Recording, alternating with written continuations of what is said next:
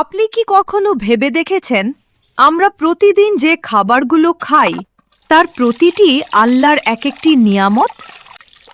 এই সুন্দর ড্রাগন ফলটির দিকে একটু লক্ষ্য করুন। এর রং, আকৃতি এবং স্বাদ সব কিছুতেই রয়েছে মহান আল্লাহর অসীম সৃষ্টিশীলতার নিদর্শন। আল্লাহ তাআলা পবিত্র কুরআনে বলেন, তোমরা যদি আল্লাহর নিয়ামত গণনা করতে চাও তবে তা গুণে শেষ করতে পারবে না। সূরা ইব্রাহিম আয়াত ৩৪।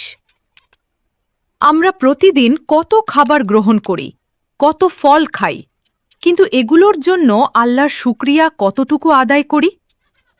একটি ফল আমাদের ক্ষুধা মেটায়, শরীরকে পুষ্টি দেয়, আর আমাদের মনে করিয়ে দেয় আল্লাহ আমাদের জন্য কত অসংখ্য নিয়ামত রেখেছেন। তাই আসুন আমরা খাবার গ্রহণের সময় আল্লাহকে স্মরণ করি এবং তার প্রতিটি নিয়ামতের জন্য শুকরিয়া আদায় করি। আলহামদুলিল্লাহ, আল্লাহর প্রতিটি নিয়ামতের জন্য। ভিডিওটি ভালো লাগলে একটি লাইক দিন, আপনার প্রিয়জনদের সঙ্গে শেয়ার করুন, আর এমন সুন্দর ও উপকারী ভিডিও পেতে আমাদের চ্যানেলটি সাবস্ক্রাইব করে সঙ্গে থাকুন।